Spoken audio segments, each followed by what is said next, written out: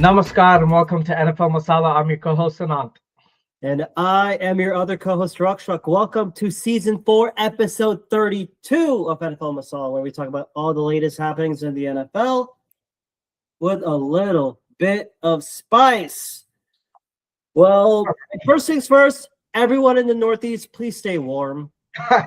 Everyone in the majority of America at this point, because you got, exploding trees in the Midwest in Minnesota, and you have 6 feet of snowfall in Buffalo and in Northeast, and then you have like ice conditions and Ted Cruz leaving because he's a pussy. So whatever. So we're back at it here in NFL Masala, and as you guys can see for the video podcast. Actually, go ahead, Akshay. Oh my God! The funniest breaking the Makidar news. We're opening the show with this one. Alrighty. According to Bleacher Report from Team Stream, I'm reading this from my phone.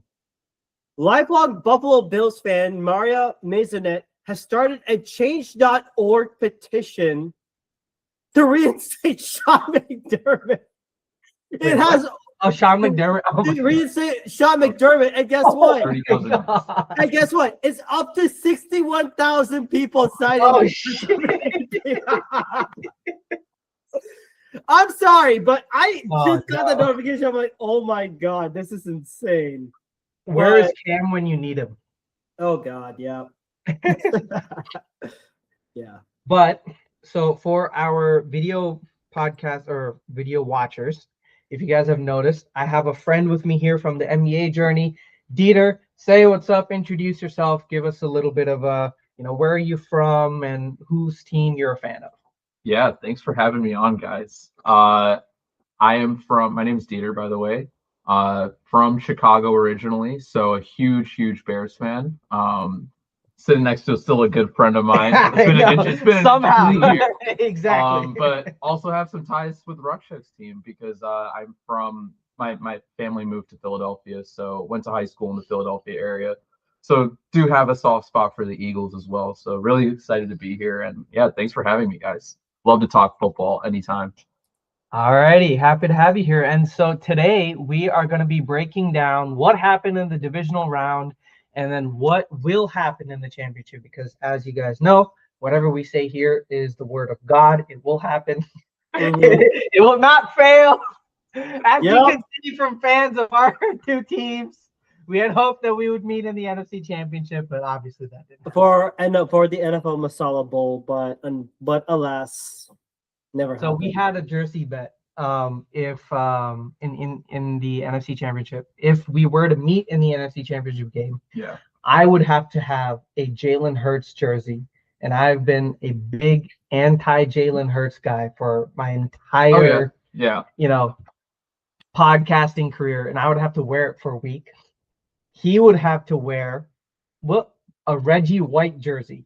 Oh, that's 2-1. Okay, I mean that's a legend from both teams. But that's because I always say that Reggie White is a better Packer than an Eagle. Oh, yeah. But I don't know about that. I always remember in that Kelly Green. I don't know. He was when he was with him and Jerome Brown. Jerome Brown, God rest his soul, was part of that Buddy Ryan defense. But yeah, we thought we had it, but we are both competing for the couch. Exactly. Just Cancun tickets at this point. Yeah. So before we get started with the recap and the preview, let's break down some Dhamakadar news, starting with the Cowboys. Apparently, they have agreed to get Christian Parker from the Eagles as their next defensive coordinator. Rakshak, you have some thoughts? I hate this so much, but first of all, I want to congratulate Christian Parker for being our defensive backs coach for 2 years. He was responsible in helping develop guys like Quinyon Mitchell and Cooper DeJean. Especially with that Eagles secondary. But I knew basically with the success that he has shown, he has learned from the Vic Fangio tree. I'm happy that he's getting an opportunity. You could have gone anywhere else. I would have been a little bit salty. I was like, yeah, he went to Packers, it's fine. but you had to go to fucking Dallas. You literally had to go to the fucking Cowboys. And you know what? For Cowboys fans, you know what? Be happy for now. He doesn't know the full thing. Bro, he's been with Vic Fangio for 2 years. He has the inside secrets to everything that Eagles do. I doubt that because he was the pass game coordinator as well. He was the pass game coordinator, but most of the schemes and behind all that stuff, it's the man himself. Mm-hmm.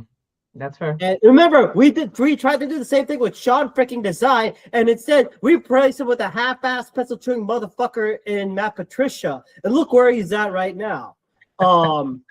And I think, like, I mean, like, I get the disciples and all that stuff, but like Christian Parker, knowing that he'll be a head coach, a defensive coordinator, or a head coach somewhere else, I wish him nothing but the best. But to come to Dallas, it's gonna be tough, and I wish nothing but the worst for the Cowboys because fuck the Cowboys as always. And with that being said, you for 20 starting the next season, Anand, I'm going full blast on this one. You are now under the Ruksha curse, Christian Parker. No breaks for you. Trayvon Diggs and Deron Bland will be injured to hell. No, Trayvon Diggs is somewhere else. Deron Bland and all your other no-name sorry-ass corners and your shitty safeties can go straight to hell. Fuck you. Fuck you, Cal. I'm joking, but they got a stud, but I'm just upset with that. Yep. But yeah. Oh, I mean, I think the Bears are gonna start dealing with something similar to this. I know Packers are talking to Al Harris right now, and I'm feeling a little bit of the same way that Ruckshuk's feeling right now, just because taking someone that's like a rising coach that's like not a coordinator but could easily be a coordinator, you take someone out like that, it can be tough. So them going to a division rival too, like he's going to the Cowboys. Al Harris might be going to the Packers, but he played for the Packers players. Exactly. He was an ex-Packers player, so if anything, I guess he's going back home, so it makes sense. But it is always hard to see one of your secondary coaches or like defensive coaches or assistant coaches just go to a division rival. So I feel that same kind of hatred too. And Rakshak, you were just saying something. Go ahead. And also, I did notice one major name that could be out if the Eagles wanted to fill up that spot. Apparently, some people are saying, oh, they could go back to their safeties coach to be their other safeties coach, who's coached like Reed Blankenship and also developed Andrew Makuba. I think they could promote him. But another name that I noticed, Denard Wilson, who was the former Eagles secondary coach in 2022 before we wanted him after Jonathan Gannon ditched us. But instead we went with Deshaun Desai and Matt Patricia. And I would be okay with Denard Wilson coming back, but anyone under that thing. But it's I mean, that's all I'll say. Christian Parker, I mean, he's going to definitely improve this Cowboys defense a bit, which will make it tough to repeat the NFC East. I'm going to be salty. Especially if you can't find an offensive coordinator. Oh, my God. Coordinators. It is number one in Philadelphia right now. It is hell. I mean, like, and I'm hearing all these news, especially from the worst radio show ever, 94 WIP. They've been spotting so much bullshit. Oh, no, because Jalen Hurts can't play. Dude, Jalen Hurts loves to throw in the middle of the field. And I'll say this. Not just it was coaching. The offensive line was bad. They were injured to hell. Yeah. And it was so predictable. And you just relying on your star powers on your defense, it doesn't work well. All units have to work together. And I mean, like, I'm hearing news about Brian Daboll saying like it's still on the job for the Eagles are not betting out on Brian Daboll, so they may try and target him. They did interview Bobby Slowick, the former Miami Dolphins pass game coordinator. So it's like, okay, I see where. I mean, at least you're trying to get like something going, or like. And Matt fucking Nagy, I don't want him near my team at all, just because he's an Andy Reid disciple. And one of our targets, Zach Robinson, he's now with the Tampa Bay Buccaneers. So Baker, be ready to run 90% shotgun in pistol formation. Get ready for that. And also I want to talk about like some other big moves. Robert Saleh to the Titans. Like, let's go through quickly. Robert Saleh to the Titans. Your thoughts on that?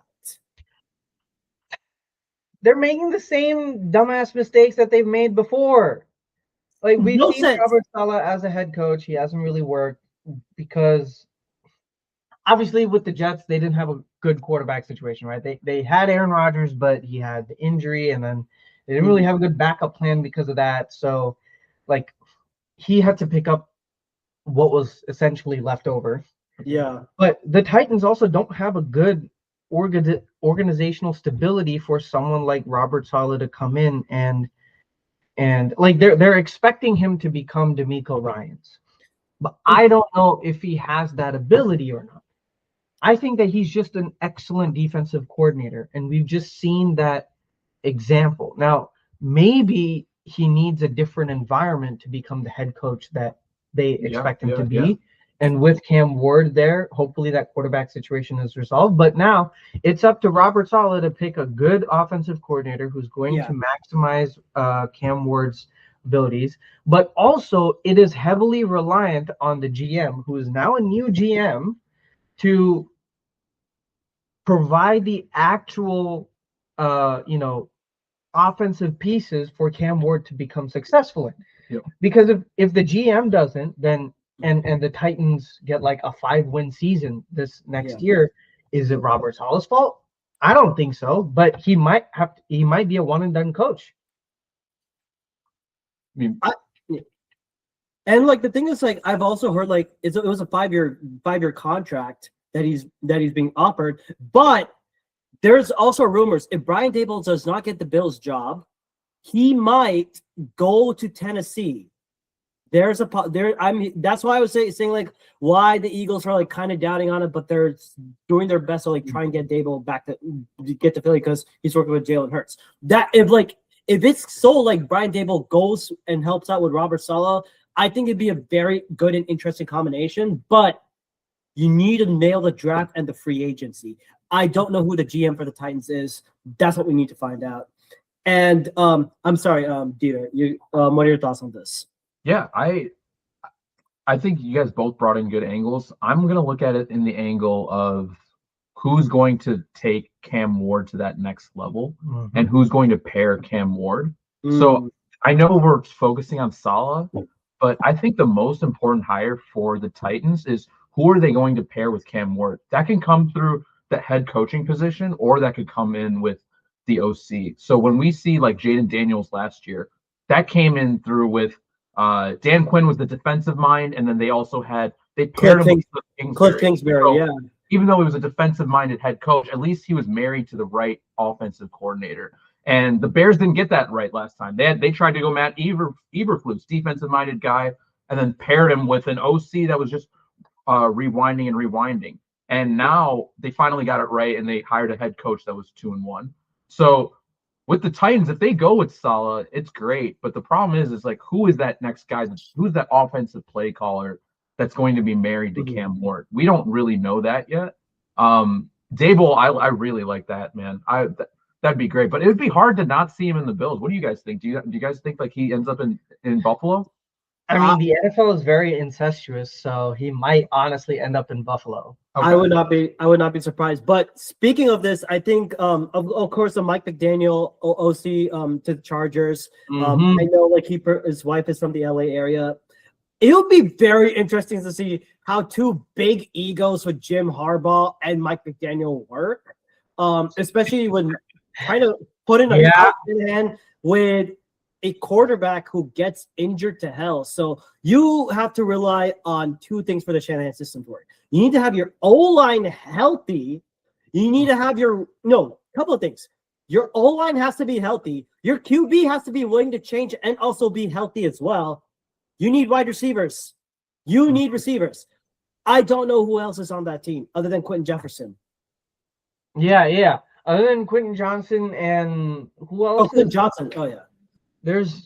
They brought Keenan back, but he's Keenan Allen. They're probably going to address that in the draft. They had a promising tight end, I think, Gadsden. Yeah, Orondo Gadsden. But- They also have Lad McConkey. yeah, Well, Lad of course, McConkey, yeah, yeah. Live McConkey, of course. But it all depends on like they have to nail this draft and the free agency, just like any other team that's hiring a head coach. And I mean, of course, Eric Bieniemy coming back to the Chiefs. Yeah, we saw that coming because who knows? Is whatever. And another big one that I thought like the Falcons and the Vikings both extending their defensive coordinators. One, Jeff Ulbrich, and Vikings Brian Flores. So Flores stays in the NFC South. He doesn't. I mean, I've heard rumors about Mike McCarthy about him going to Pittsburgh. He's like, oh hell no, I've been to the AFC and it sucked ass. He's staying in the NFC. I think that's good for him. And Jesse Minter to the Ravens. Yeah. Let's unpack that. That's another incestuous one because Jesse Minter is like an ex John Harbaugh, disciple, Jim Harbaugh disciple from Michigan, right? And they're going back into that same mentality, right? They're sticking to the same formula instead of trying to explore how they could, maximize Lamar Jackson offensively speaking, right?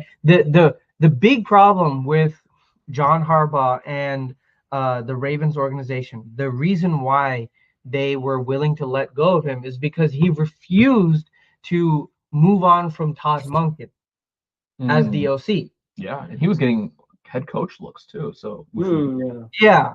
So now, when you look at the Ravens' regular season successes, no one can deny that Todd Monken had generated an offensive philosophy that blended Lamar Jackson's talent very well with the talent of the rest of the offense, right? Focusing on a run-first offense with Derrick Henry and Lamar Jackson, and then building explosive pass plays off of those explosive run plays, right? Yep. The problem was in the playoffs, they went away from that mentality. Whether that's the OC's fault, whether that's Lamar Jackson, whether that's John Harbaugh, we don't know. Yep. So we have to, like, if you're a Ravens, you have to figure that out. If this is a Lamar Jackson issue, then that's even worse. But if this is the John Harbaugh and Todd Monken issue, then maybe in the playoffs you actually have more success. You may not have the best success in regular season, but that doesn't really matter. What matters is playoff success, right? Yep. Especially for an organization like the Baltimore Ravens, right? They're an organization with championship pedigree. Their goal is to get a Super Bowl, right? You have Lamar Jackson. The goal is to get a Super Bowl. Same with the Bills, right? The goal is to get a Super Bowl. And with this hire, I don't know if that happens. Maybe you luck out and you get someone like Mike McDonald. But the problem that I see with a lot of these type of DC hires, young DC hires for head coach, is that unless they have a lot of charisma and they're smart enough to pick an offensive coordinator who fits well with who their quarterback is, there's a lot higher probability of failure than there is for success, which is why I think the best form of success, like long-term success, is if you have the quarterback situation figured out. If you have a top 10, top 5 elite quarterbacks, you have to marry that person with an elite offensive minded head coach. So you thought Baltimore should have gone with an OC, innovative OC, away from like a leader of men type of guy, like John Harbaugh is. Yeah, look at what the Jaguars have done with Liam Cohen. Okay, that's a good one. And Trevor Lawrence is nowhere even near to where Lamar Jackson is. Now, obviously, when you look at Trevor Lawrence's playoffs record, this year, it was terrible. But at least Liam Cohen was able to figure out that, okay, here's an offense that actually fits Trevor Lawrence's style. Let's at least get to the playoffs and we can, move on from there. But with the Ravens, and the other thing is, I don't know who would have been a good fit for Baltimore, because you don't have the Ben Johnson this cycle. No. You don't. Who would you look at for like an innovative offensive coach for the Ravens? I mean, hey, Cliff Kingsbury is still open. He's still available on the market. I've heard Clint Kubiak from the Seahawks. Yeah. Seahawks succeed with the way that he's been able to turn around Sam Darnold, Yep. right?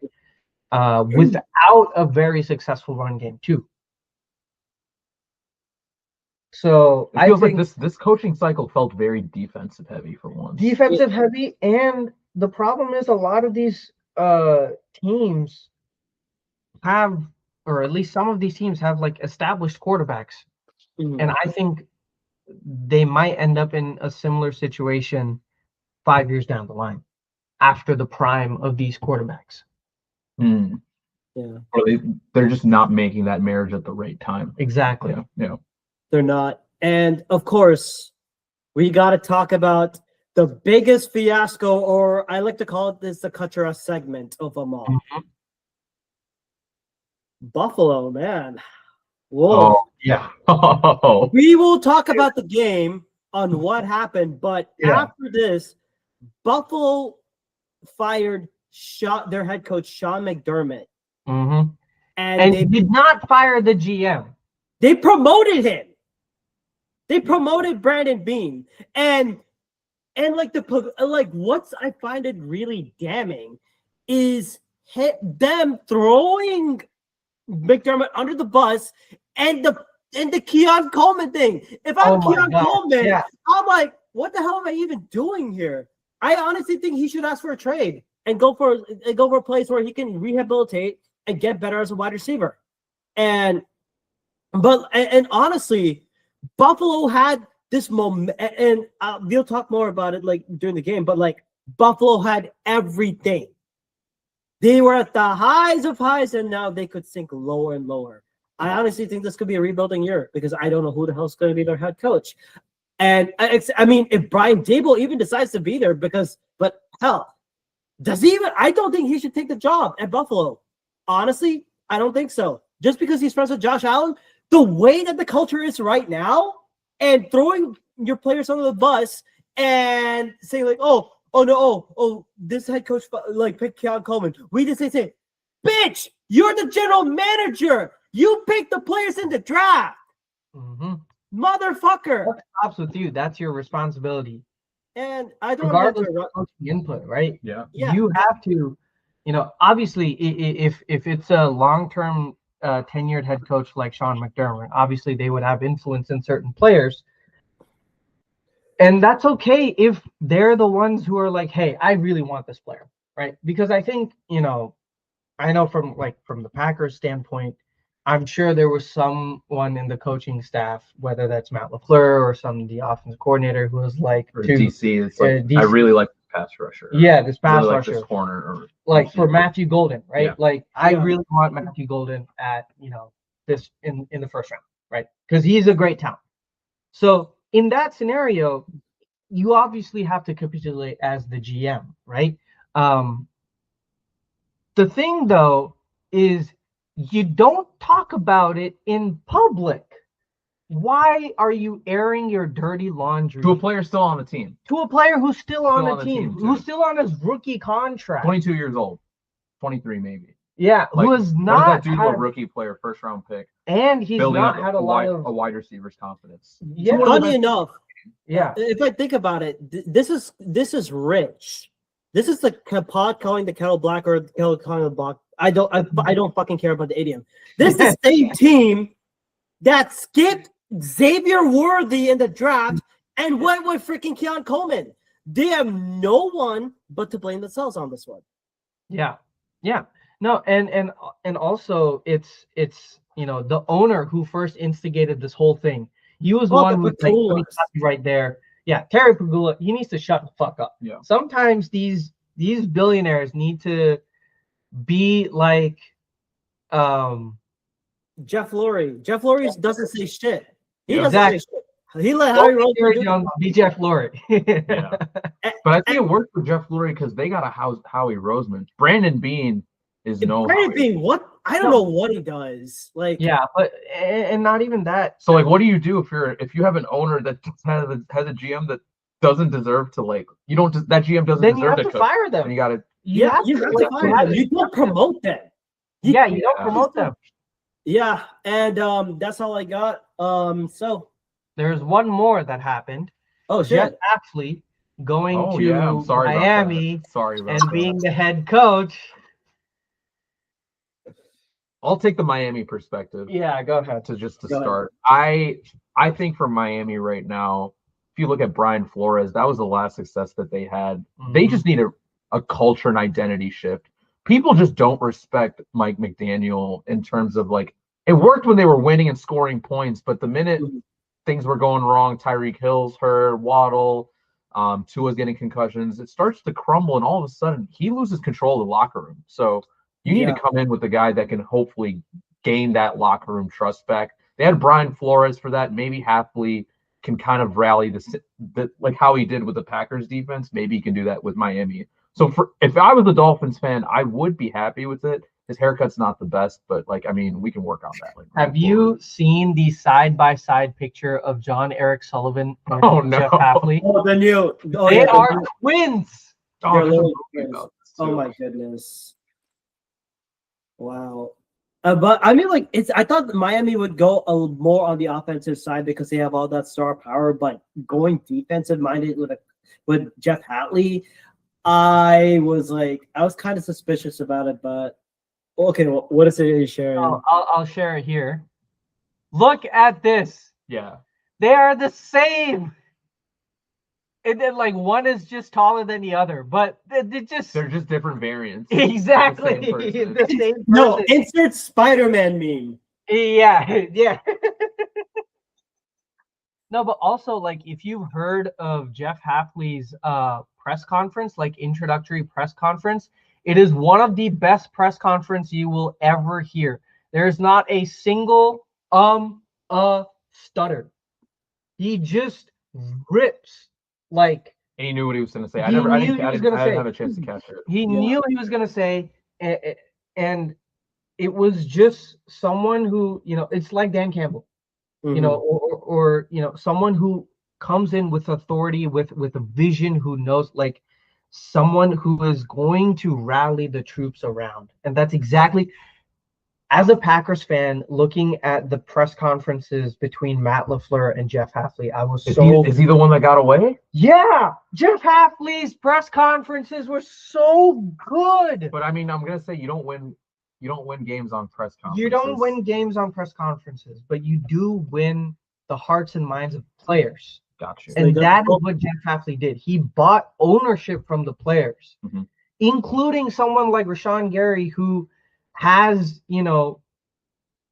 effort issues, right? Yeah. Including him. Like, obviously, bringing in someone like Micah Parsons helps with that, right? Having some other leadership voice in the locker room. But before Micah Parsons, last year, the first year of Jeff Hafley, it was a culture shock and then some, because when you compared the way that Matt LaFleur talked about weaknesses, it was always like the same, like cliche corporatized type of response, like, oh, we need to get better, we need to look at the footage, whatever, right? Well, we need to look at the film, whatever it may be.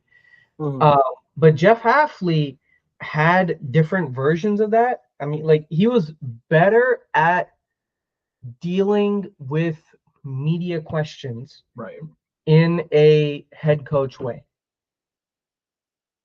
And I think that he's going to bring that. So for the Dolphins, right?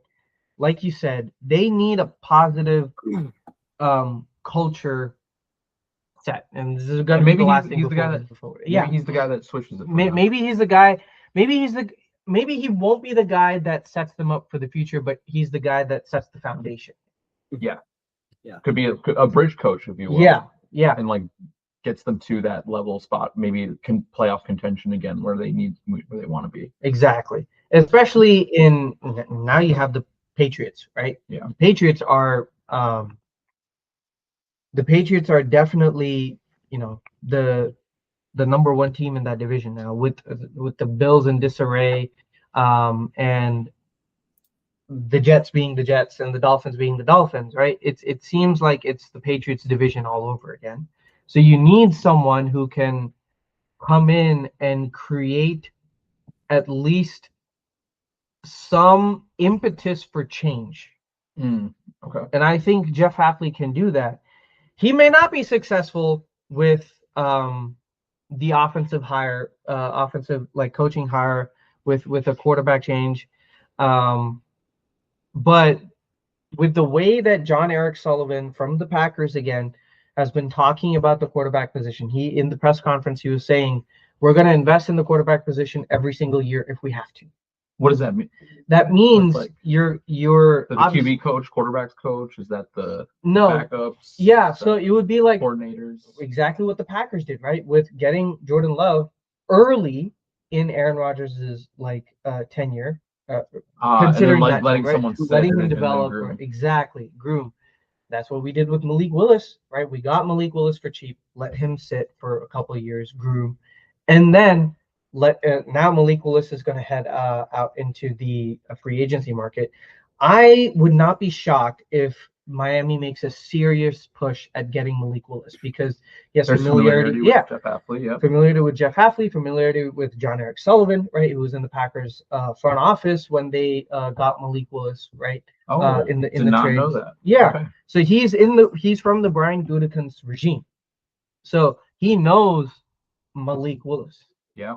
That could definitely be an interesting spot. You get him in like a Baker Mayfield deal where it's like a 3 or 4 year 80 maybe $90 million deal, right?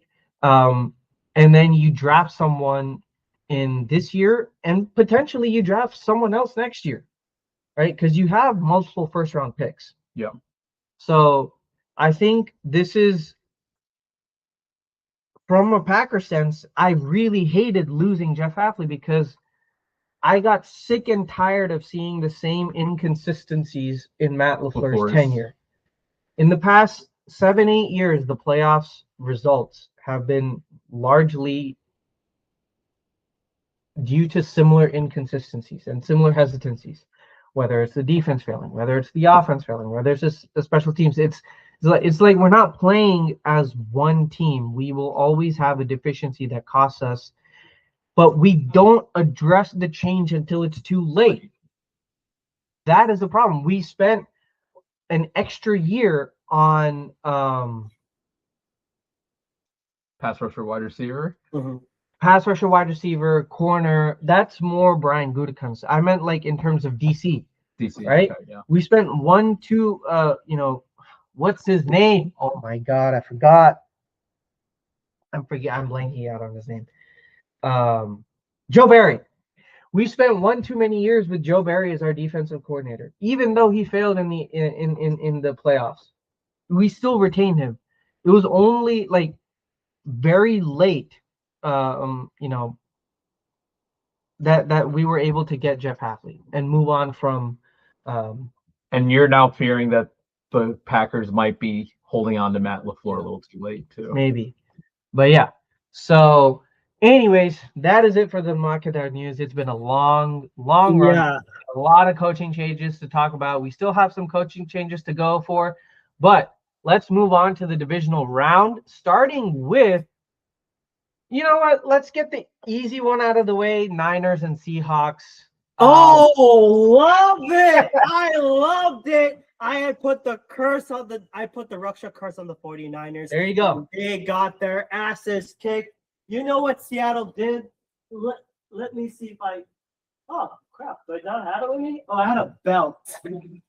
If I had a belt. You want me to bring out the belt while you talk about it? I got the belt. I got a keychain right here. This is what they did. This is what they did again. Hey, you think you're going to mess with my Eagles game? Get your ass down there. Get your ass down there. Get your ass down there. That's what they did. It started with Rashid Shaheed. So we have another friend who's a 49ers fan. Oh. I don't know. No, I mean, the roommate is a huge 49ers fan. But honestly, the Seahawks just came ready to play. I get that the Niners were facing a lot of injuries, but the Seahawks were just ready to play. Who gives a fuck about the Niners? They got their asses handed. I mean, it was so bad that you wouldn't have to you would have to put a restriction on it if you had put it up on Pornhub or something like that. And I mean, I have so much hatred for the Niners, and I'm happy that they got their asses kicked. I don't care. Brock Purdy had like injured players. He's working with CMC and Demarcus Robinson. It's like yeah, whatever. Shut the fuck up. You got your ass kicked. You can be while another NFC West team plays at your stadium. Such a beautiful sight to see. But even with Zach Charbonnet getting is now out for the year with a torn ACL. Ken Walker picked up the slack. Yeah. And Sam Darnold didn't have to do that much. All he needs to do is rely on this defense and play the game manager role. I think he's pretty much set to go. It would be the funniest thing if he makes it to the Super Bowl and wins it.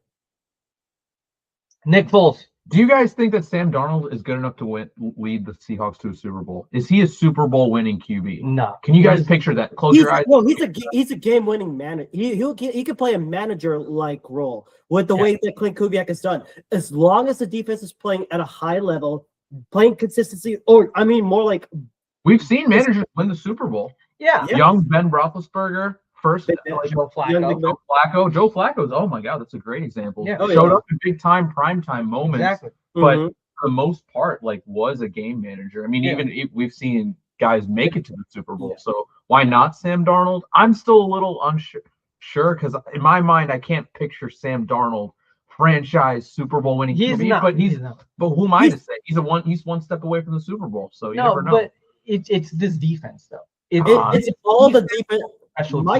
Mike McDonald has to be given a whole lot of credit for that.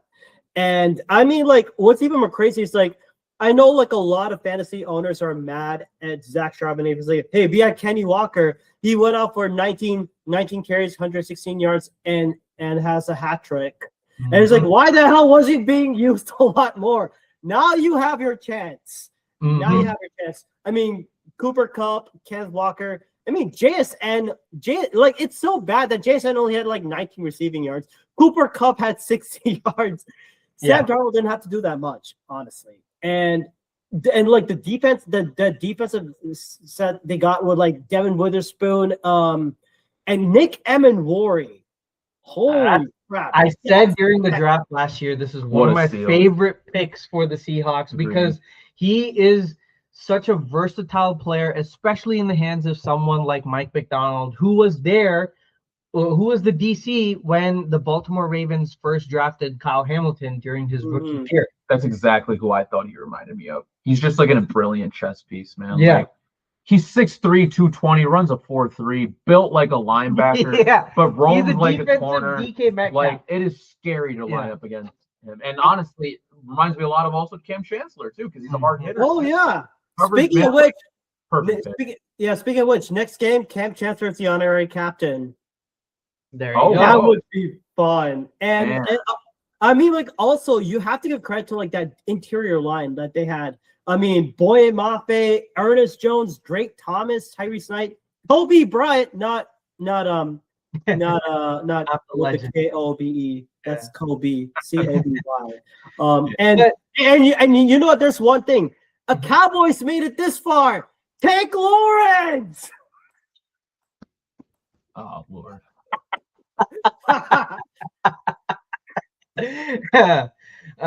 Finally, a Cowboys player makes the NFC Championship in the past 30 years. Yeah. But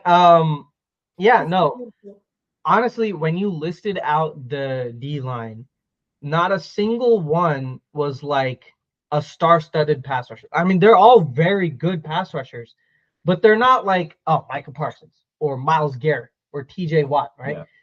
That is what Mike McDonald brings to the table. That is his, MO. That is superstar pass rush level without having those superstar players. Exactly. Yeah. His scheme creativity is nice, especially at that pass rush level. Yeah. So 3 turnovers, 2 sacks. It was just once Rashid Shaheed took that first, kickoff return for a touchdown in the first 5 seconds, the momentum was just with. They didn't need to score for the rest of the game. They didn't need to. It was for 6 points that's it. They would have won. They could have just taken a knee the entire game. Won. That's how dominant the defense is. Yeah. Man. And one more thing with Rashid Shaheed, since the midseason trade for the Seahawks, he has had 3 special teams touchdowns. Oh He's wow. so underrated. I What a talent. Yeah, what a talent. He's lightning in a bottle. Like, you give him Lightning the in a ball, bottle, yeah. exactly. What a pickup. And this is exactly what the Seahawks need to rely on. This is kind of literally what the Broncos did in Super Bowl 50 when they faced Cam Newton. They relied on great defense, all-time great defense, special teams, and game manager in Peyton Manning, not to mess up the game. So that's the formula that has worked for a lot of teams in the past 25 years, because a championship level defense is a championship level defense for a reason. Yep, so 100%. It's going to be very interesting if we have the Seahawks and the Patriots, or the Seahawks and the Broncos in the Super Bowl, because all 3 of those teams have top 5 defenses. Oh yeah. Yeah.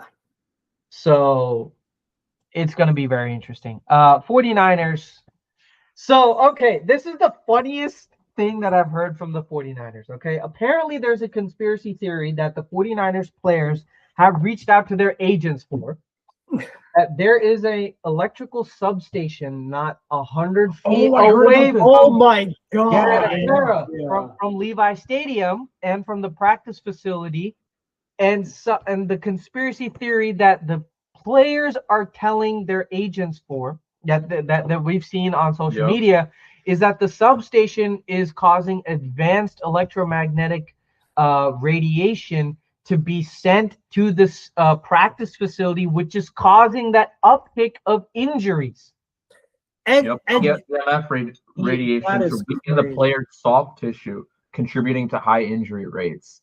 If this is true, the Niners could be in a huge work litigation, like some lawsuit or something like that. That is crazy. But there could be some merit to it. Electromagnetic radiation does affect your bone density. So and speaking of which, like, just one more thing to add up to the Niners' beautiful shit pile of misery. Fuck them anyway.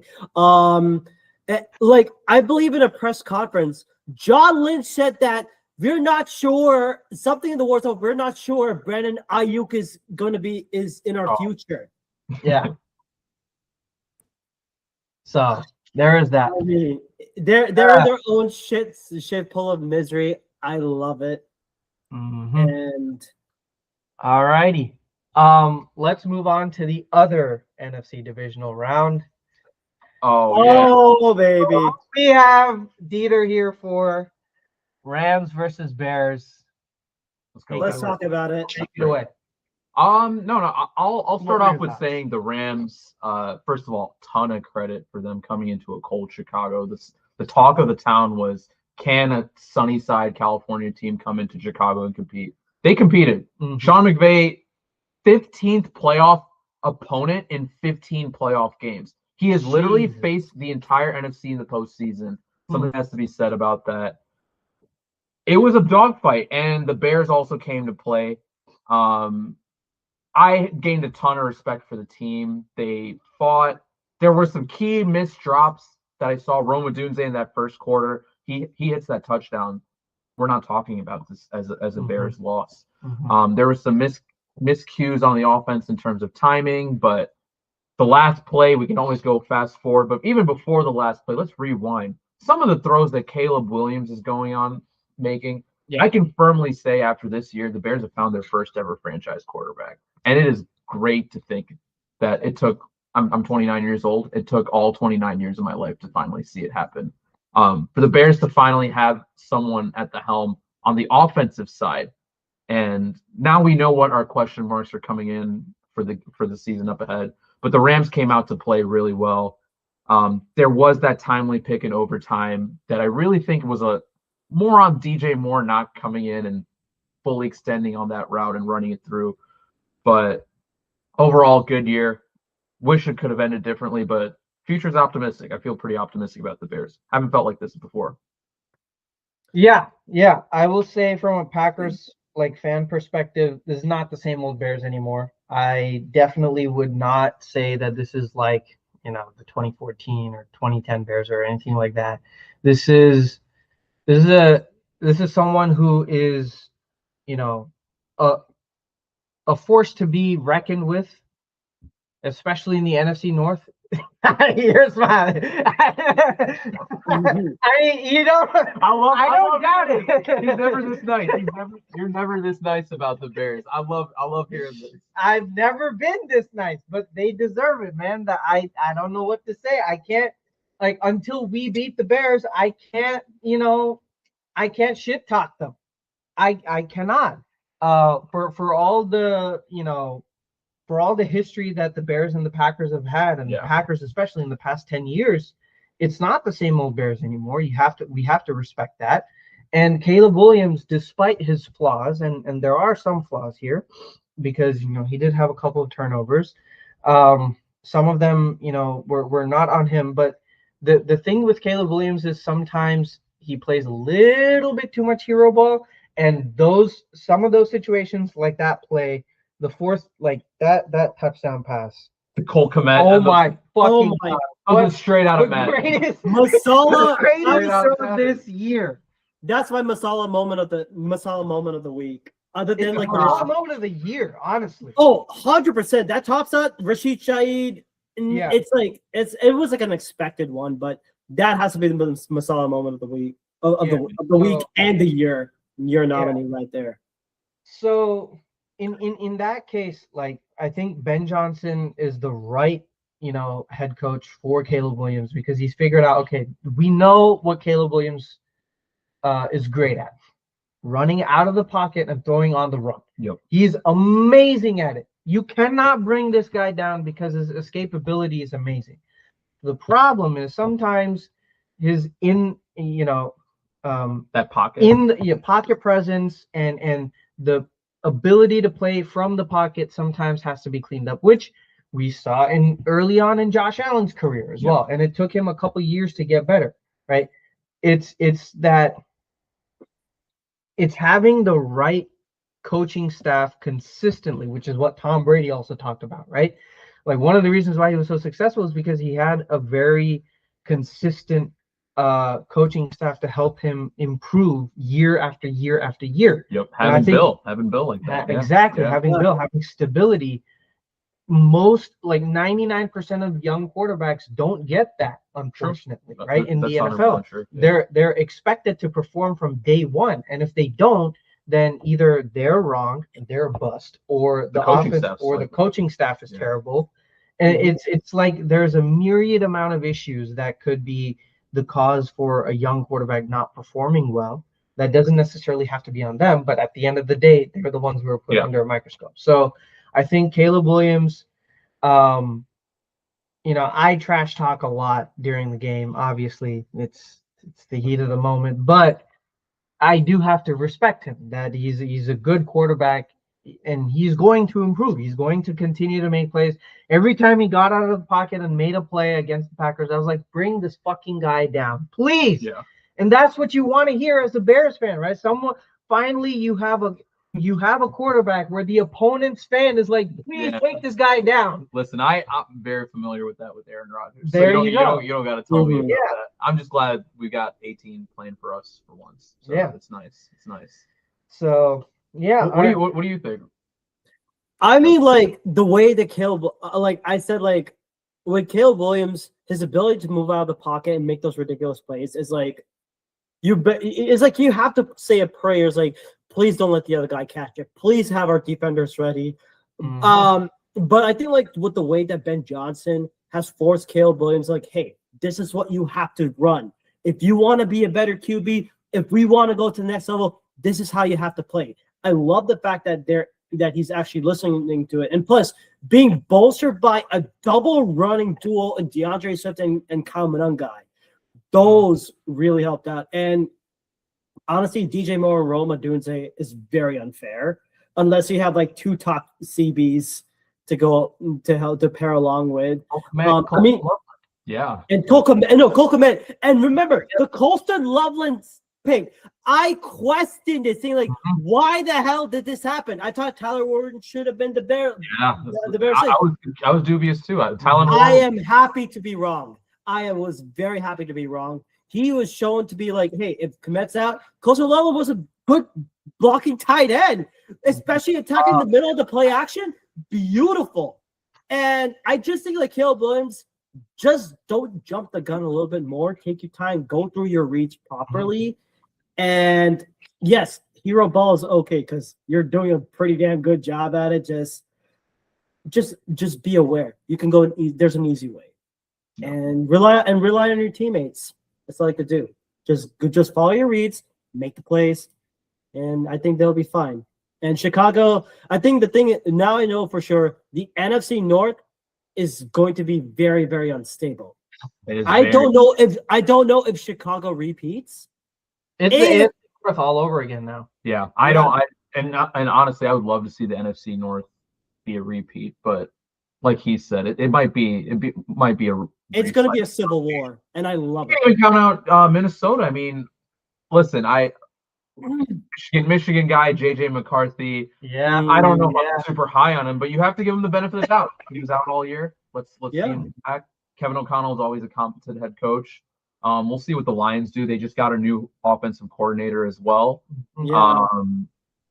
It's Drew Petzing out of Arizona, I think. Right. Was also Ben Johnson's groomsman, by the way, which is crazy.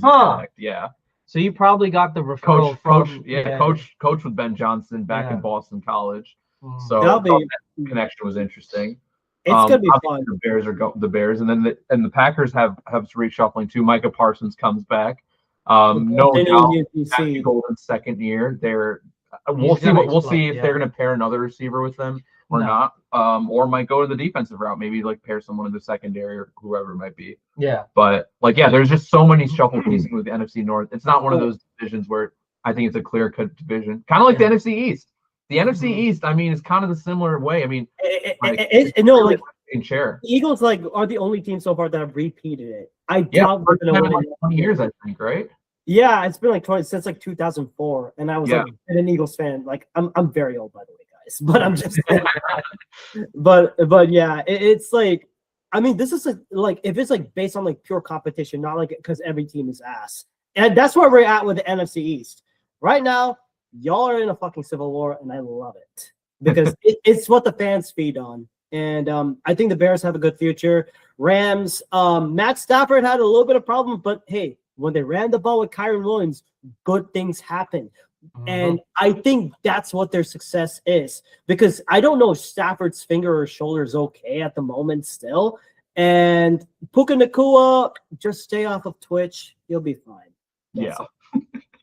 All right. AFC, that was fun. Oh, man. Okay. Let's talk about it. I gotta talk. I'll be very, very quick about this. Yeah. It went to overtime, but this is all. And everyone's saying, "Oh my God, Josh Allen, he's a savior. He's married to Harry Steinfeld. He's gonna be a dad. Oh my God, he had the best running attack. Oh my God, cry me a fucking river." And wait. Pat Mahomes is not going to be there. Joe Burrow won't be there either. The boogeymen are gone. This is the easiest pat my ass. I'm sorry. This is all on Josh Allen. Remember, there are 3 things that I told you that will kill offensive drives. Please let Dieter know what those are. Sacks, penalties, and turnovers. Especially in one category, the turnovers. Mm-hmm. Josh Allen was responsible for 4 of them. I mean, you can be a QB, can't do that. Yeah, and people are saying, "Oh, Josh Allen's better than Jalen Hurts." Yeah, I'll say Josh Allen's better than Jalen Hurts talent-wise. But when it comes to winning games, when it matters the most, Josh Allen is a bona fide choke artist at best. He will never be an elite QB, in my point of view, until he can win a playoff game, until he can win the big one. Jalen Hurts, I could say he doesn't have the talent, but he knows how to win games. There's 100%. He finds a way to win. He finds a way to win games. Josh Allen, he does his best, but also you would not only have to look at Josh Allen. Those 2 interceptions, one of them, I don't know what the hell he was doing when he threw that first pick. But the second one, I want to talk about one play. Before halftime, he's running. What are you doing? Mm-hmm. My guy, what are you doing? You're like, look, are you like trying to toss play on that final play? I'm like, what the fuck was that? You allowed a field goal, and then and now we have to talk about today's edition, a quick edition on what the fuck is a catch. In the overtime, Josh Allen throws a beauty 60-yard bomb to Brandon Cooks, but apparently it is ruled an interception because Jaquan McMillan grabs it out at the end. I don't know what to say. Yeah, wait. I have an exercise we could maybe do. In 3, 2, 1, we say whether or not that was a catch or not. Ready? Okay. 3, 2, 1. Not a catch. Pick. Oh, so you two are picking. You guys. I say it's a pick. Okay. Yeah, because the whole concept of maintaining control going to the ground, right? That means that if you're struggling for the ball while going to the ground with a defensive opponent, you are not maintaining control. That is true. That is true. I just thought his knee was down on that. That's what got me. I thought they were still wrestling for it. But that's the thing. Like, even if they're wrestling for it and his knee was on the ground, then that becomes like a toss-up play, right? Oh, so he's not down by the knee in that wrestling moment. That's what I feel, Yeah. because no one has actual control of it's hard to recognize who actually has control of the football, right? I took it as he caught it. Yeah. His knee was down, and then his elbow was down. They started to wrestle, and then somehow the corner ends up with the ball. Right. So in that scenario, then I think it should probably have been incomplete. If Incomplete because he never. Yeah. Exactly.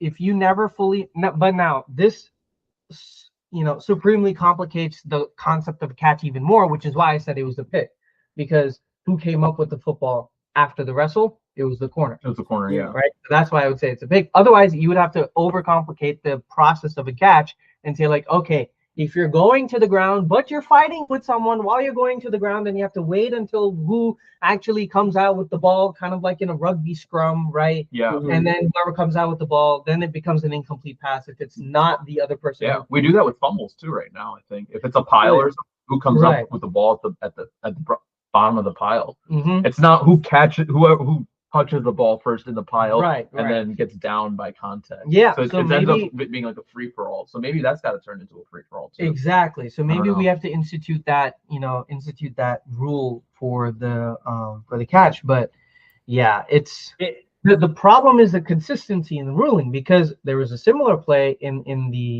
either the Rams and the Bears game. Yep, it was the Rams-Bears game. It was the Rams-Bears game, but that was ruled a catch. Yeah.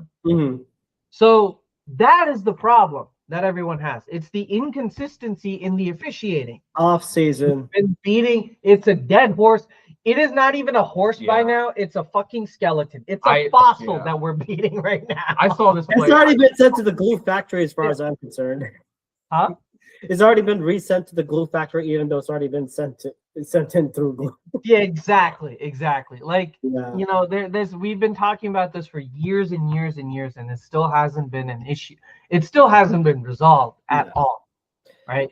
So, and we got to talk about the other guy, Bo Nix, and the Denver offense and defense. Before you do, I wanted to raise a point about Josh Allen. Okay. In his playoff career, he has thrown for nearly 4,000 yards, 3,115 yards, 29 touchdowns to 6 interceptions. Wow. Yep. Only. An average passer rating of 101.5. Okay. And only a 5.65% sack percentage. So that means he doesn't really take sacks. He doesn't really turn over the ball. This was one of the few seasons where he's turned over the ball so much in the playoffs. And I'm not excusing that. Obviously, this loss was like 85% on him. But you have a defense. The defense let him down once more. That defense, no corners other than Tre'Davious White. And speaking of that, and speaking of the defense, like they could not stop Bo Nix, who was later out for the year with a broken bone and had surgery. 26 for 46 for Bo Nix, 279 yards, 3 touchdowns, 1 interception. I mean, he was relying, and also you have to give credit to that Denver defense. Vance Joseph has done a damn good job. I mean, Alex Singleton and Talanoa Hufanga, of all people, like led the team in tackles. I mean, having guys like Malcolm Roach, DeAndre Tillman, Riley Moss, Nick Bonito, and having Pat Surtain in this team really, really helps out because, I mean, Dalton Kincaid had like 100 plus receiving yards and a touchdown, I believe. But but like the other guys, Khalil Shakir, where was he? Yeah, he had some targets, but they don't have a number one.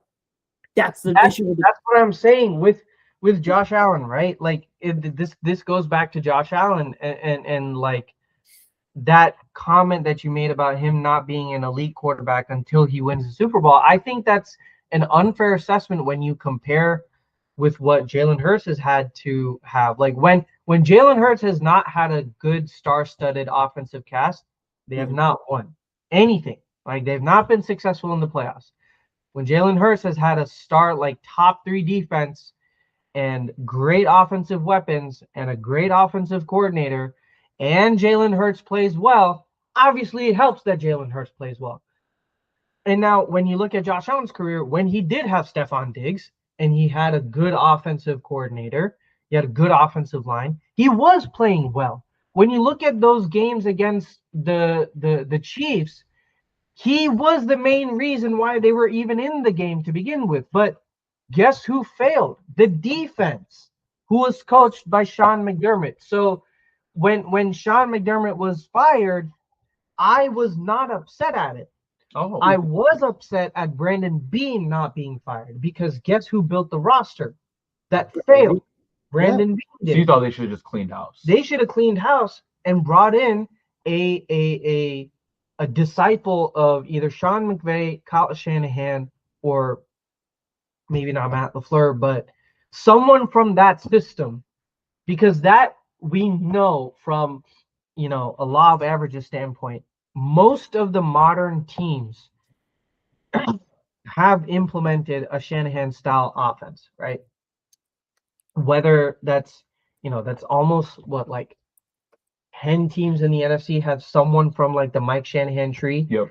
And you also have a little bit from the AFC. So you almost have like half the league that have at least someone from like the Shanahan tree, offensive philosophy influence creating an offense. Yep. So that is who they should have reached out to and brought in for as a head coach, which they're kind of looking at with Brian Daboll, right? This is where I thought Mike McDaniel should have gone. I think Mike McDaniel should have gotten another chance. And you thought it could have been Buffalo? It could have been Buffalo. He could still be going to Buffalo. But he's the offensive coordinator for the Chargers now. So what I've heard, apparently, let's double check this as well. We can do this right now. But I've heard that he has told the Chargers he will accept the OC job. But I think recently, as of yesterday or today, Mike McDaniel should be interviewing with the Buffalo Bills, I believe. Yeah. After taking the Chargers job, I thought, I don't know about you, I've never heard about this, like having a safety OC position lined up for you. Pretty nice position if you're Mike McDaniel. Yeah, and how does this feel for Chargers fans, right? Or especially Jim Harbaugh too, is like, why would he even allow Mike McDaniel to continue to interview or continue to offer the position? Yeah, let's get to work. Yeah, like the draft is coming up. Like we want to scout. What's your scheme going to be like? Who's going to be the OC? Yeah. This leaves the Chargers in a very awkward position. I mean, I don't know how it's going to be like having someone who may or may not be there. When will he find out if the Chargers are going to hire? I mean, Right. if you're the Bills and you might see the Chargers in the playoffs, why not milk this out a little bit? Right. I mean, not saying that they would purposely, but try and you could extend easily. the negotiations even more, right? 100%. So, not saying that Mike McDaniel is the greatest head coaching, but like they need an offensive-minded head coach who can develop, a scheme that Right. fits well with what Josh Allen does. So at least they have the offensive side taken care of. What I was really upset at is Brandon Beane not being fired and actually being promoted. I don't know if he's still the GM, but if he is, then the Bills are not going anywhere. Yeah, so how does this work? With his promotion, is he not in charge of football operations anymore? Do you guys know this then? Like what's his oversight now? Is he now, since he's president, is he in charge of drafting still? So Are they hiring a new GM now? Like I was pretty confused by his promotion. yeah. So apparently,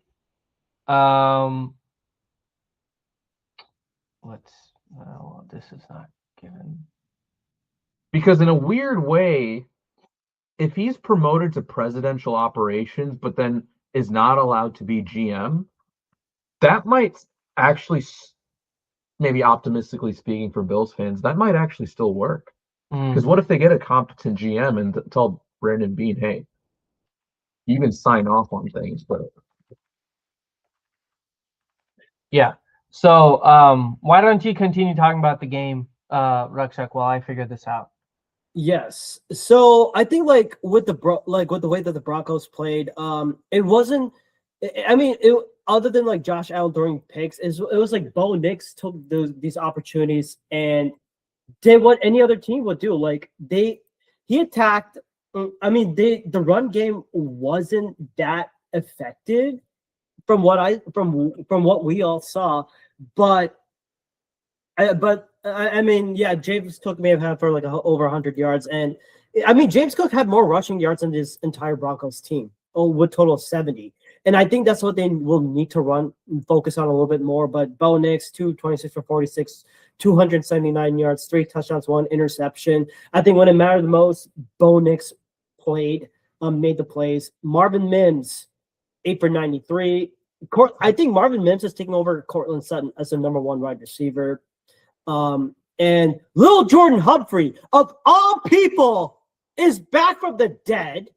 And so is Evan Ingram. I mean, like, it's a part where it's like, it's where you have to, it's almost like you pass by committee or like catch by committee. That's the part. They say like, okay, we may have some elite receivers, like if we focus on our top tiers, then whoever can come up and line up and make a play, we're depending upon you. And different looks that Sean Payton has brought for Bo Nix has really helped him out. But the biggest one I got to talk about is that defense, because holy shit. I know I mentioned about Hufanga, Singleton, Dre Greenlaw, although he made like 4 tackles, but Devin Key and Zach Allen, I think they had like some batted tackles. I think there was like Zach Allen had like, there was a battle for how many passes they could knock down. I think they had 3, and Malcolm Roach 2. Both of them had 3 each. And having a guy like Pat Surtain and Jaquan, and like that secondary, Jaquan McMillan, Pat Surtain, and Talanoa Hufanga and Riley Moss has really helped this team out.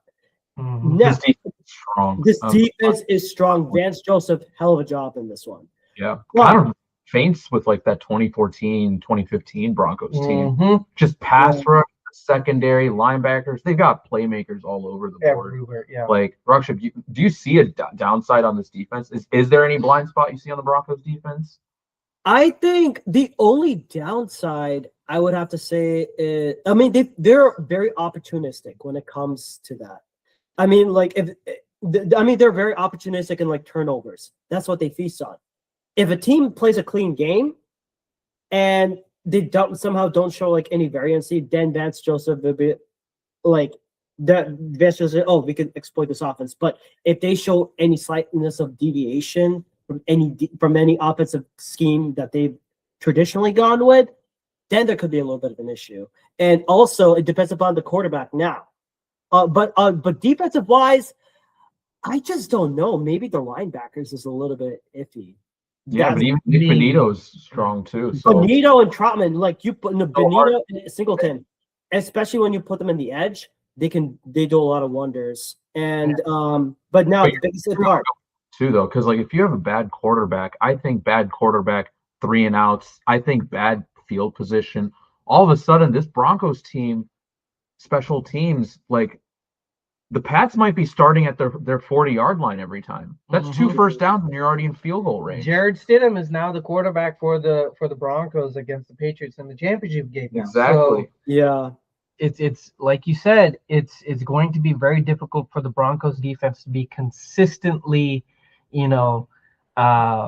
strong against Drake May and the offense. And funny thing for Drake May, he has been number 2 in EPA per play in a clean pocket and number 2 in EPA per play against pressure. Yeah. When he's been pressured, he's been the second best quarterback at generating consistent explosive plays. Yeah, it's insane. So regardless of people saying like, oh, the Patriots have faced a cupcake schedule, when you look at when you look at the way that Drake May has played against pressure, he has been phenomenal. Yep. He's been phenomenal, in a clean pocket as well. And he hasn't had that star-studded talent either. Right, he had TreVeyon Henderson for a hot minute when they actually decided to use fucking TreVeyon Henderson properly. Yeah, but he got injured now, and now your leading receiver, you do have Stephon Diggs, but besides him, you have like Keyshawn Boutte, who's rising, good, aspirational, but and that is a perfect segment to our final divisional round game. Yep. I have one word to say this, and I think I'm pretty much done with my version of the divisional round because CJ Stroud 4, CJ Stroud 4, and wait, and you know what? If I'm the count, like from the Sesame Street, I have the count. Guess how many times CJ Stroud has thrown for picks? 1, 2, 3, 4. I mean, yeah, you did not have Nico Collins. You had guys like Xavier Hutchinson and Dalton Schultz, Harrison Bryant, Christian Kirk, Jaden Higgins. No excuse. You had no excuse throwing those picks. And this is the second time, back-to-back games, he's thrown multiple picks. The defense did its best, but they gassed out at the end. It just did not work. And the run game couldn't go. Woody Marks, 14 for 17. Nick Chubb, 4 for 14. I mean, there was no run game. You had nearly everyone injured to hell. The O-line is ass. And what more can you expect? It was bad. I felt sorry for this offense and for guys like Aziz Al-Shair, Henry Toto, Kamari Lassiter, Kalen Bullock. I mean, Will Anderson Jr. Yeah, man. Will Anderson Jr. and Sheldon Rankins and who was the other edge? I'm trying to remember. Daniil Hunter. Yeah, they wasted a chance on that defense. CJ Stroud.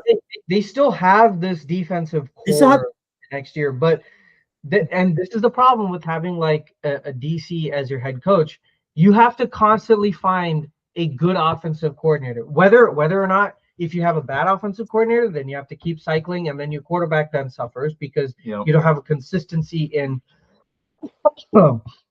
Excuse me, but you don't have consistency in your offensive philosophy. If you have good offensive coordinators, then you still have the same problem because those offensive coordinators typically get head coaching interviews.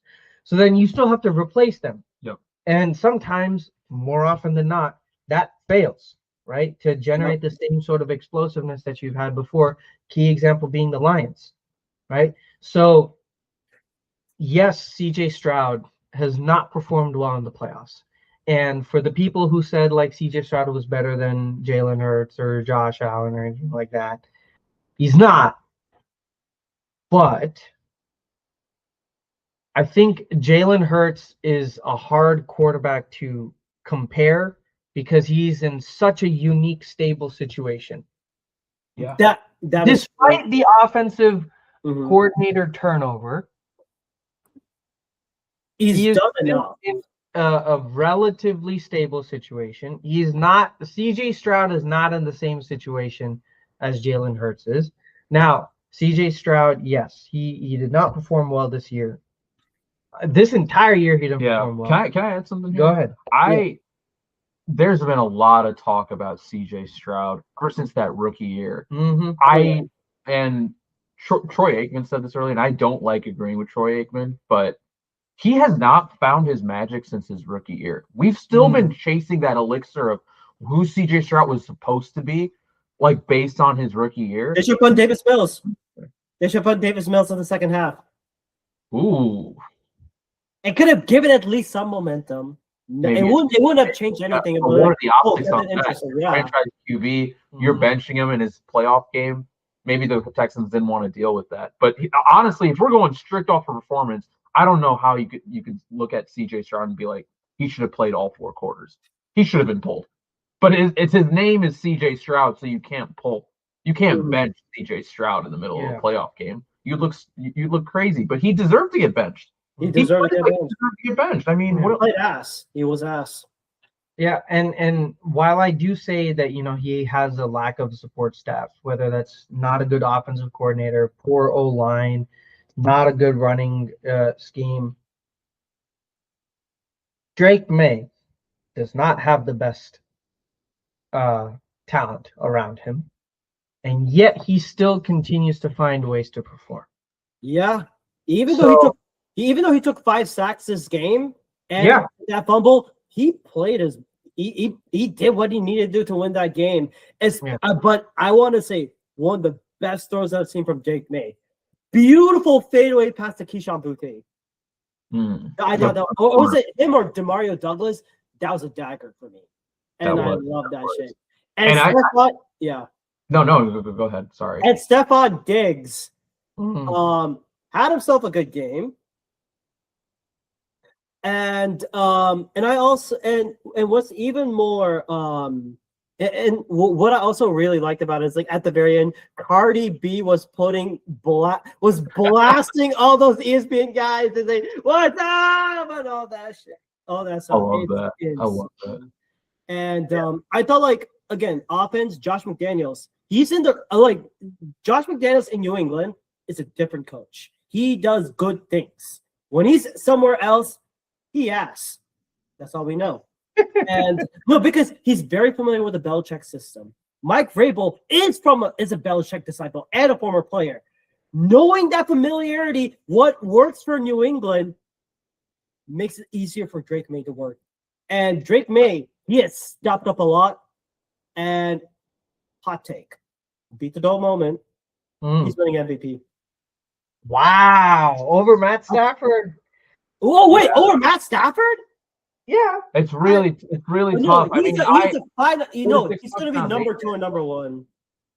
That's tough. But I will say this about Drake May: every year he's gotten better, and I think his ceiling is just incredibly high. Like with CJ Stroud, his strength was his technicals, the way he was accurate, pocket QB, reading and processing quickly. Drake May doesn't really have that. He's just natural born athlete. As a high school, I could have gone and played collegiate basketball. I come from a family full of athletes.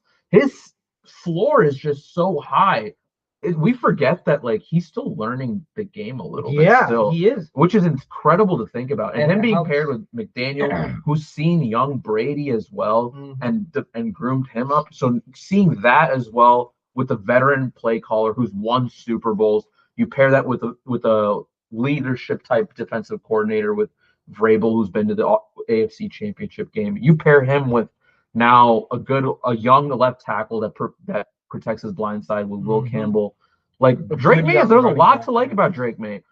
Him being in the MVP conversation, like he's saying right now with Rukshuk, like being the second, either first or second in MVP voting this year is remarkable. His ceiling is so high. His floor is also high. So the future with Drake May is scary. He's going to be a scary QB for years to come, I think. Oh yeah, no, Like- 100%. I think he's already in the conversation for like top 10 QB for the next year, right? 100%. Because of the way that he's played this year without the full talent that he's had, full offensive talent compared to other quarterbacks. And I just want to say one more thing about CJ Stroud. What you were saying when he came out of the draft class, when compared with him and Bryce Young. Those were the two. Because I've heard some people say, oh, Texans should have gotten Bryce Young. Would Bryce Young be the same had they not gotten Dave Canales? No. Yeah. Would he be the same had they not gotten Ted McMillan? No. Nope. Right? So you can't. It's not an apples to apples. Like it's not that easy of a comparison because these organizations are so vastly different from the way that they coach to the way that they hire players and hire staff members and all of these. It is very 100%. difficult to compare. But what you said about CJ Stroud having the technicals being solid and that being the downfall of this game, right? It's not like he was that's being worrying. sacked 18 times, right? He was only sacked 3. But it's the fact that he tried to play too much hero ball and went against his like technical fundamentals. Yeah, he was always the quick, I spot this guy, boom, boom, boom, boom, Yeah. boom. Yeah. He never tried to make that hero play, but I think they were falling behind, and all of a sudden he got away from who CJ Stroud is. And I which think was that's weird. because of the pressure that's been put on him from a lack of offensive consistency and offensive support, right? Yeah. Because you don't have a good running game to rely on. So everything is now on you to win, right? Yep. So and maybe CJ Stroud is not going to be that quarterback who everyone expects him to be based on that rookie year. Maybe the rookie year is an aberration. We don't know. Next year we have to see. Hopefully they pick up his 5th-year option instead of trying to extend him early like they did with Trevor Lawrence. I think that was a mistake. Excuse me. But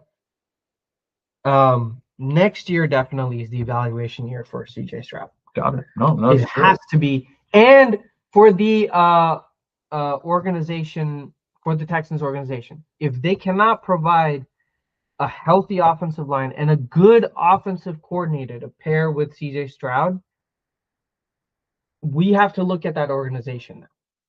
Yeah, I mean, I think they're going to extend him. They're going to pick up his 5th-year option. Yeah. But I would interested to hear your guys' thoughts on this. Year 3 Bryce or year 3 CJ? And who do you take it? If you had to take one QB heading into next year, who are you taking? I'll say this really quickly. I would trust. I mean, until Houston finds a proper offensive identity and a proper offensive identity and a good solid offensive coordinator, and CJ Stroud is able to make that development, I'm trusting Bryce Young. I think Bryce Young has improved, and unfortunately, CJ Stroud has regressed to a point where I don't think he's broken, but yeah. Who would have thought? I think we got to lean Bryce right now. It's the whole they air fried CJ Stroud, but we slow cooked Bryce Young, and look where Bryce Young is right now. Yeah. Like Exactly. I don't know. They gave him more time. They built the offensive line with Robert Hunt. They gave him, like what you said, they drafted Ted McMillan. Their backfield is solid now. And with the Texans, they almost did the exact opposite. They started off really strongly with them and then kind of regressed the other way. So it's interesting to see who'd you take. Exactly. Alrighty. Well, that concludes the divisional round. Let's quickly wrap up our thoughts on the championship round before we end this episode. All right, we got 2 games. Yeah. Let's talk about the AFC one first. I think we talked a lot about both New England and Denver, but just our final thoughts on who, eventually who's going to be the victor. But what do we think is going to really happen? Just overall thoughts. We'll start with you. It's going to be really tough for the Broncos to win with Jarrett Stidham, even though Nick Foles did put out an encouraging tweet for him saying, like, yeah, it sucks for Bo Nix, but remember, New England has sucked against the backup QB. Mhm. That one Super Bowl winner.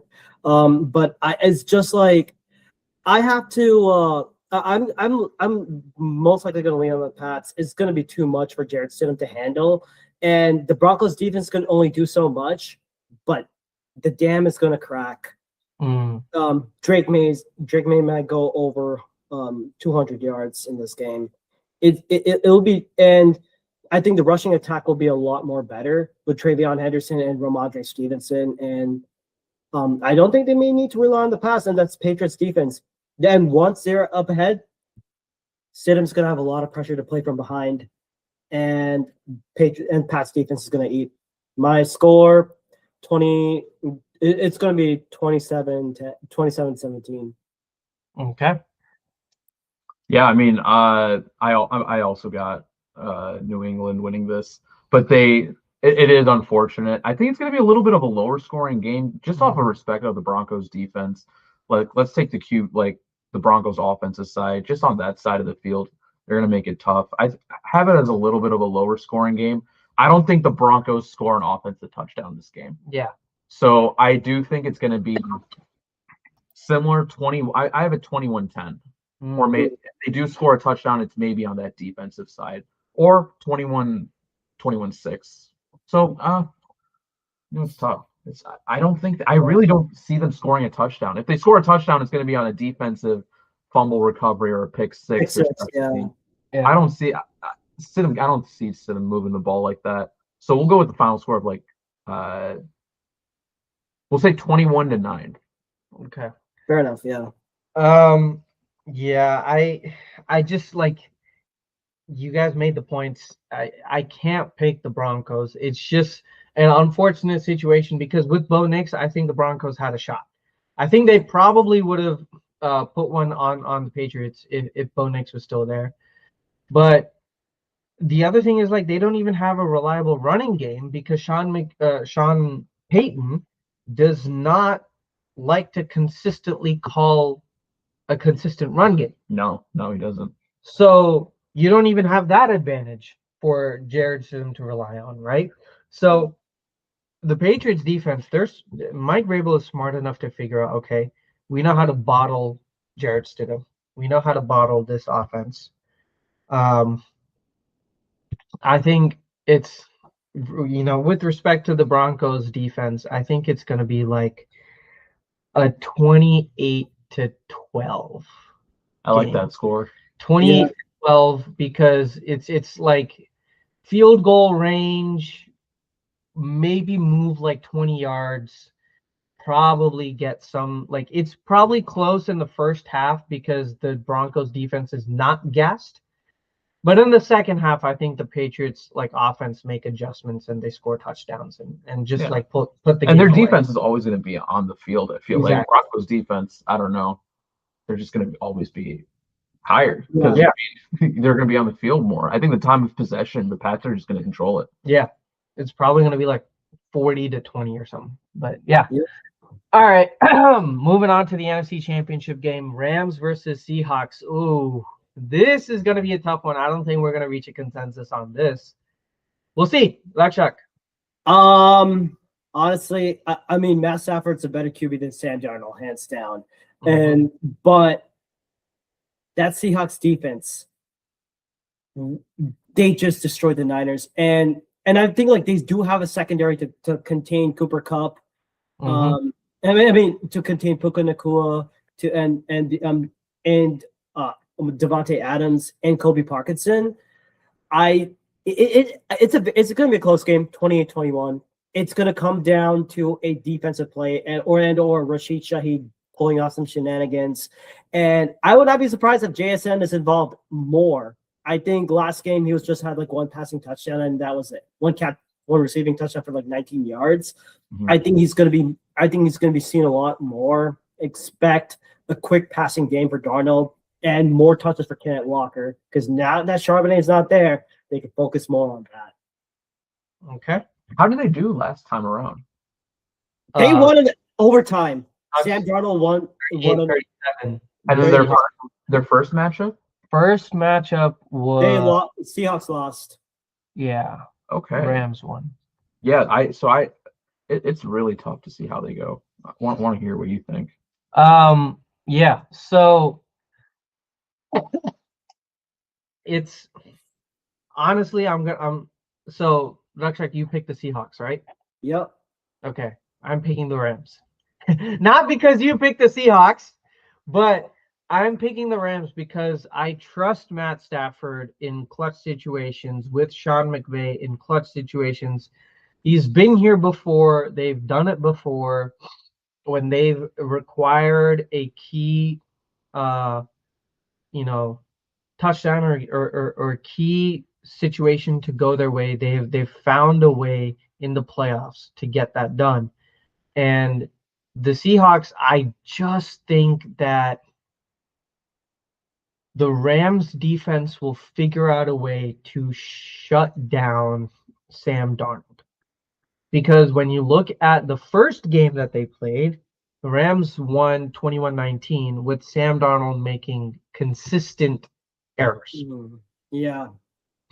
Consistent errors. Mm-hmm. And so, yeah, in the previous game, the Seahawks did win 38-37 in overtime. But when you look at that first game, Sam Darnold had 4 turnovers. He wasn't sacked, but he was definitely hurried, and he was under pressure significantly. And the old, I'm seeing go Sam Darnold showed up. So I think that the Seahawks or the Rams defense will find a way to at least generate 1 to 2 critical turnovers in the fourth quarter to take the game to the Rams. I think it's going to be very close. I think the Rams win in like a last minute game winning field goal, 33-31.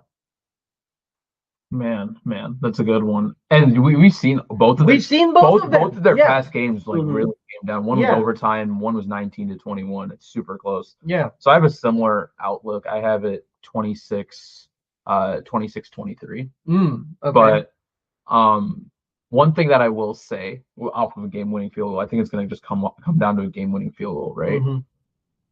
They are losing Zach Charbonnet. They'd maybe lose one dimensionality of passing, but it comes down to how much we trust Stafford and how much we trust Darnold.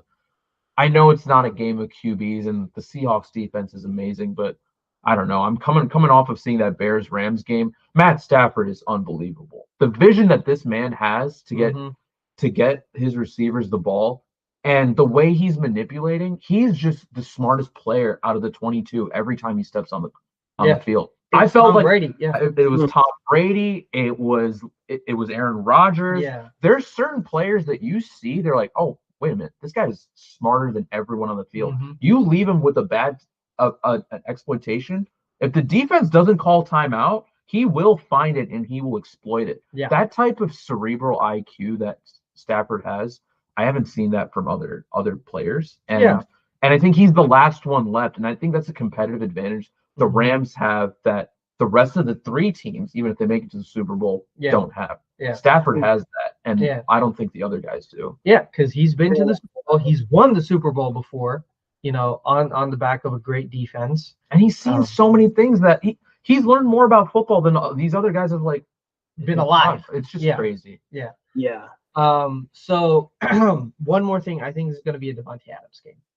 I know I have the jersey and all of that, but I think this is Davante Adams' swan song. I think he's still excellent, right? Obviously, he's one of the best receivers. Yeah, 0-4 in the championship game. Is this the one that gets him off the back? I don't know. Is this the one where he gets the Super Bowl? I'm hoping. It'll be interesting. I'm hoping. Yeah. All righty. Well, if you guys have enjoyed, please leave us a review at one of the 4 podcast platforms that we host our podcasts on: Apple, Google, Spotify, and Pocket Cast. Or Rakshak. We're also on YouTube, so make sure you like, share, subscribe, and click on the bell icon for more notifications. We're also on our following social media platforms: Twitter/X, Instagram, and Threads.